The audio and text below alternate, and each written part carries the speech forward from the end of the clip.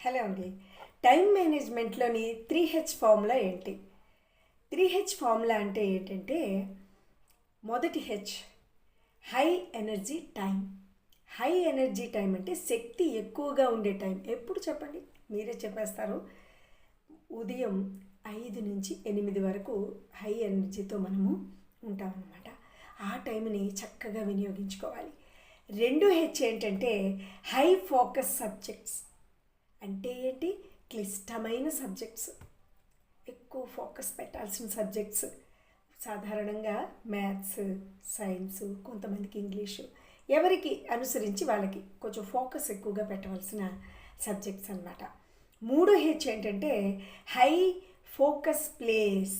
అంటే ఏంటంటే peaceful place, ప్రశాంతమైన వాతావరణం ఉండాలి. ఒక పక్క నుంచి ఏవో వినిపిస్తూ ఉంటే ఈ పక్క నుంచి ఇంకోటి, ఆ పక్క నుంచి ఇంకోటి, అలా కానీ వినిపించినట్లయితే మీ చదువు ఉండదు. దానికి ఏం చేయాలి? ఒక స్టడీ టేబుల్ ఎక్కడో ఒక చోట, నేను ఇక్కడ చదువుకుంటాను అని చెప్పి ఒక స్టడీ టేబుల్ పెట్టుకొని, లేదా ఎక్కడ మనకి ప్రశాంతంగా ఉంటుందో ఆ టైంలోని ఆ జాగాలోని చక్కగా కూర్చుని మనము చదువు పూర్తి చేసుకోవాలి. ఈ విధంగా ఈ 3H ఫార్ములా, మొదటిదేంటి? హై ఎనర్జీ టైం, రెండు హై ఫోకస్డ్ సబ్జెక్ట్స్, అండ్ మూడోది హై ఫోకస్ ఆన్ ప్లేస్. ఎక్కడైతే మనము కూర్చుంటామో ఏంటి, ప్రశాంతంగా ఉండాల్సిన పరిస్థితులు మనం చూసుకుంటే ఖచ్చితంగా మనం చదువుకున్నది పూర్తవుతుందండి.